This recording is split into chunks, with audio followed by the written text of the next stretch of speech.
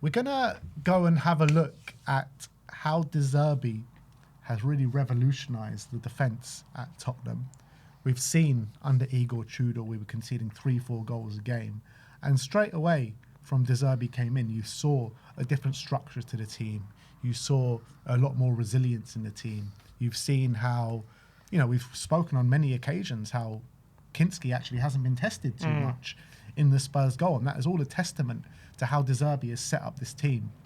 And we all had this narrative about Zerbi, how he's going to improve the attack, but we're still going to be very leaky at the back. But that actually hasn't happened. I think the defence has been very good. I think maybe, a lot is down to how he's got Van de Ven on side, and Van de Ven has been a completely different player from Tudor to Zerbi, so that's definitely an element as well. But we're going to look through the numbers, look through the data, and see the changes from pre-Zerbi to what we're looking at now. Yeah, so Zerbi's been in charge 5 games, and as you say, the narrative was, will Zerbi get us playing better football? Will he get us attacking more? Will he, which is what obviously we all wanted.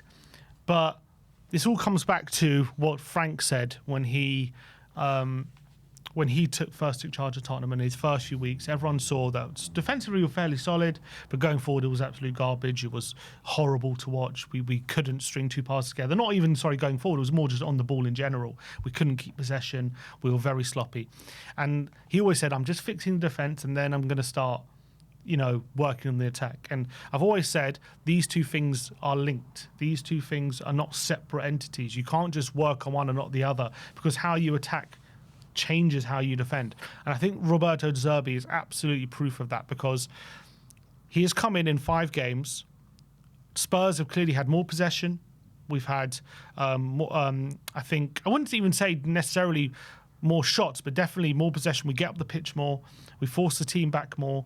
Probably more chances. Pressing's and better, we press, a lot more efficiently.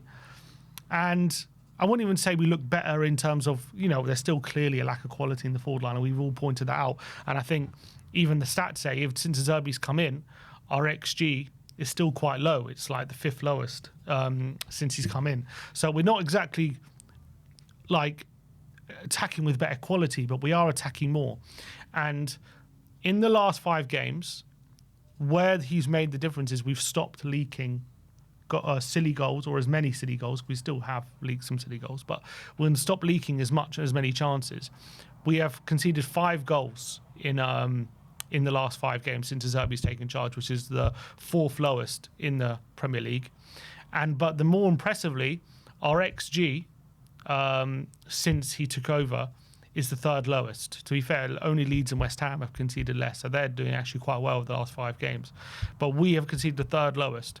Now, if you look at the averages for the last 5 games, we've conceded 1.2 XG per game, and our season average is 1.55, so pretty dramatic drop for our XG. But if you look at the even more data underlying, you look at, for example, things like touches in our own box, how many times the opposition are getting into our own box. And it's not a case of I think it's more of a case of we're now under Frank. What we saw is we just gave encouragement to the opposition, didn't we? We gave them opportunities to get in our own box, have shots. We were just basically trying to restrict them to low XG chances, but we weren't kind of interested in putting them under pressure. It was kind of a lot of the time you see top players not pressing, even when in and around the box, and allowing too many entries into our box. So if you see this, the average touches inside the opposition box for most teams this season is 25 a game. So that's the average across the whole Premier League. The average times the opposition will get into your box about 25. Since Zerbi has come into the team, opposition are averaging 17.2 touches in our box. So basically, we're allowing the opposition a lot less time in our own box. We're not allowing them into our box. And you would think, oh, we're going more offensive. We're leaving more spaces. So surely that would leave more gaps for the opposition to get in. But actually, we're now allowing the opposition a lot less opportunity to even have shots. And before. So it's hard to actually. it's hard to get that data. But for example, I could give you like isolated examples.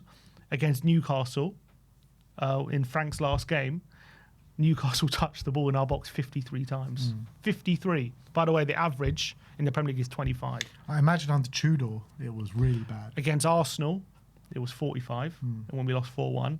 At Anfield, obviously, it was 45. But obviously, these are games where we're underdogs. But still, I think the highlight of the one, when you look at the one against Newcastle in Frank's last game, 53 times they were allowed in our box.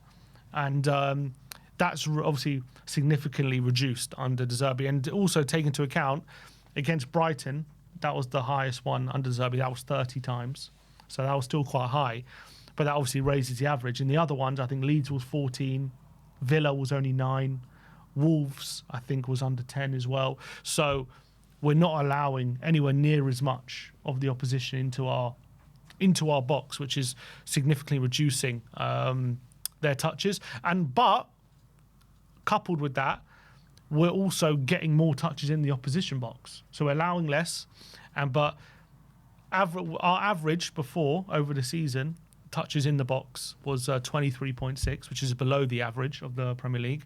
Now it's 26.6 in the last 5 games under Zerbi. So not only have we significantly reduced the touches in our own box, we're also, not massively, but we are even increasing touches in the opposition box. Which puts Thomas Frank just in the mud with all the statements that he was making. Basically.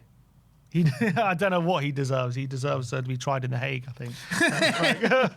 Thomas Frank for his crimes against football. But other little stats as well in terms of shots on target.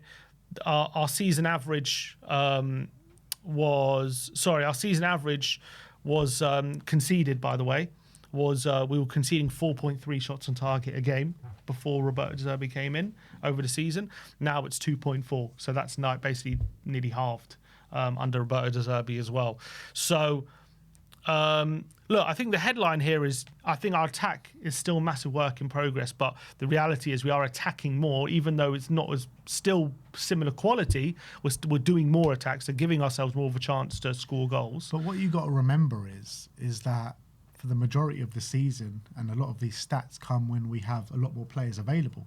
Solanke's been available, Kudus has been available, Javi's been available. You know what I mean? We had our first choice, or close to our first choice attack for parts of those moments under Thomas Frank. Now we're stuck with literally just 3 attackers. Richarlison and Moani, and none of them are first choice players. We can't sub them out a lot of the time. We can't sub them out as well. We can't sub them out for an attacker anyway. So we sub them out. I think that's significant. Yeah. Yeah, I mean, it's significant when you talk about why the attack is still flawed. Yeah. But it's still flawed, but we are attacking more. And we're getting more touches in the opposition box. And we're asking more questions of the opposition, albeit the quality is still similar to what it was before. But we are attacking more while defending less. And that's leading to less goals conceded, less chances conceded, less shots conceded. And ultimately, that's put us in the position where we potentially could stay up. He has kind of not fixed it, but he's improved the defence massively, not by defending necessarily, but by actually being more front-footed and just denying the opposition chances to get in our goal, not by filling the box with 11 players and just allowing the opposition all the time they want outside the box, but he's just restricted them from getting into our box. Just look at by the attacking tactics that we deployed against Arsenal at the Emirates this season. Mm-hmm. We went a back 3. We stuck 2 defensive midfielders in front of the back 3. We literally had 1 striker up front and everyone else was in our box pretty much that game. And I don't know how many entries we had in our box that day, but we ended up losing 4-1. And you're looking at now, we're playing with a back 4, flying fullbacks. You've got midfielders that are willing to pass the ball forward, and we're having less entries into our box. So that just literally just dispels everything that Thomas Frank was telling us when he was our manager. I can tell you that 4-1 defeat, Arsenal in that game, well, they only had 27 entries in the box, but we only had 4 in theirs on that day. So that was like a record low. Yeah, to be honest, I don't know how.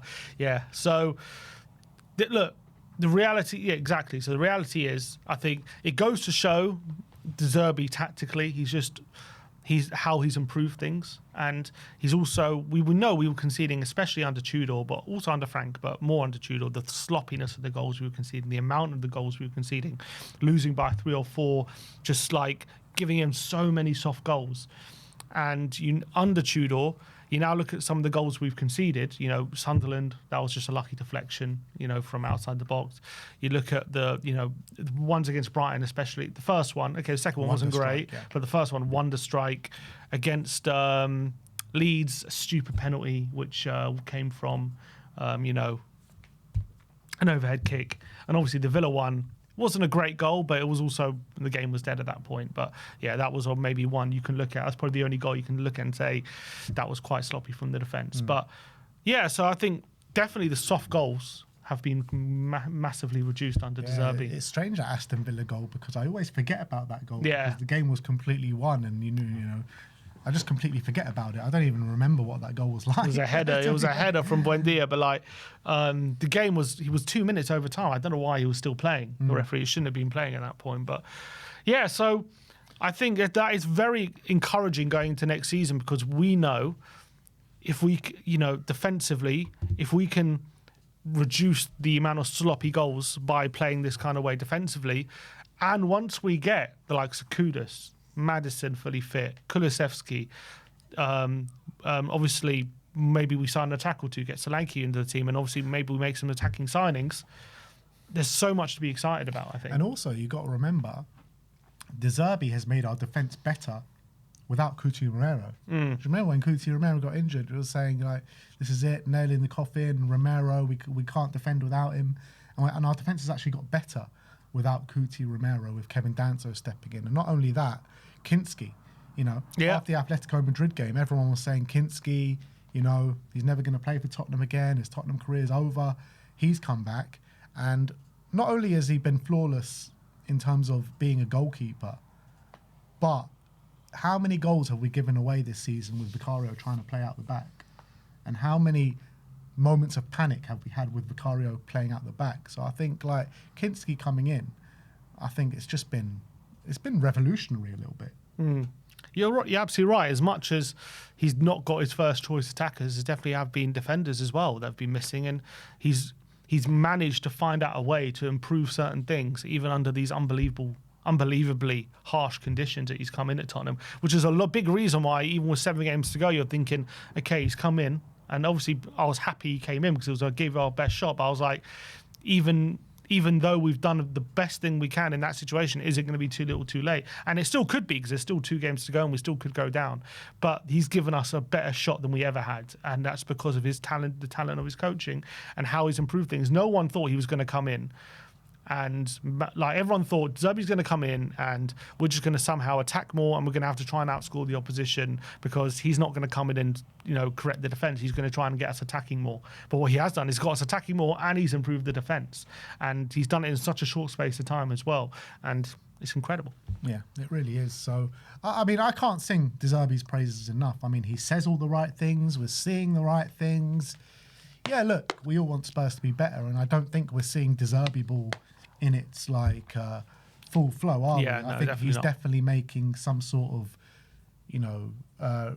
different ways to play as he usually does, and I think that will come next season when he's got a pre-season behind him, when we're not so, relegation threatened, and when he needs to make some sort of leeway now. Next season, I'm so excited to see De Zerbi ball in its full flight. I just can't wait. These next 2 games go away, that is. Yeah, even in the Championship. More excited in the Championship. We'll break the record, I think, under De Zerbi. Yeah.